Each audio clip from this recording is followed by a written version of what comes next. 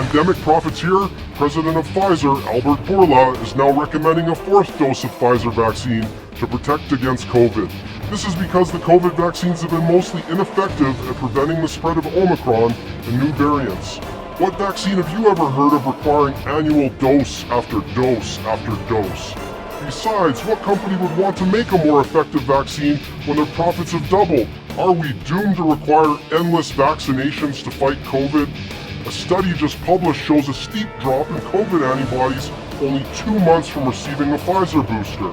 Governments are failing miserably at controlling this virus because they seek to control people when they need to be focused on controlling the virus. Here is breaking news and medical research that you won't hear from your provincial health minister. 2 recent studies from the University of Oregon and the University of Waterloo confirm that natural cannabinoids found in cannabis marijuana effectively bind with the COVID spike protein and effectively prevent the spread of the COVID-19 virus, including the Delta and Omicron variants. This binding effectively prevents COVID-19 from infecting other cells, which have ACE2 receptors, the receptor to which COVID enters. Other research suggests that eating unheated cannabis high in CBDs is more effective by keeping the cannabinoids as acids.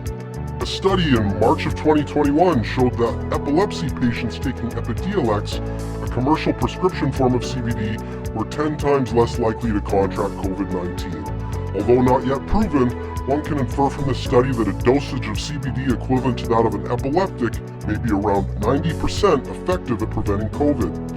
Although not yet proven, anonymous scientists want you to know that cold atomizing cold extracted CBDs in an indoor environment may be an effective way to prevent the spread of COVID. A mask may prove to be unnecessary in the future. CBDs are non-psychoactive, which means they don't get you high. Is this the first time you've ever heard of this? It's probably because Big Pharma cannot patent and profit from natural CBDs.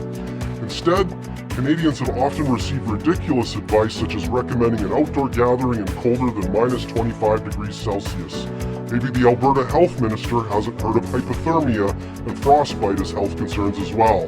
The longest cannabis prison sentence in the United States was 90 years for trafficking 100 pounds of this apparent medicine on a non-violent offender. CBDs still remain on Schedule 1 in the US along with cocaine and crystal meth, which category is reserved for drugs with no apparent medical value. The United States drug war is the most failed war in US history. The war failed because it is a war upon its own people.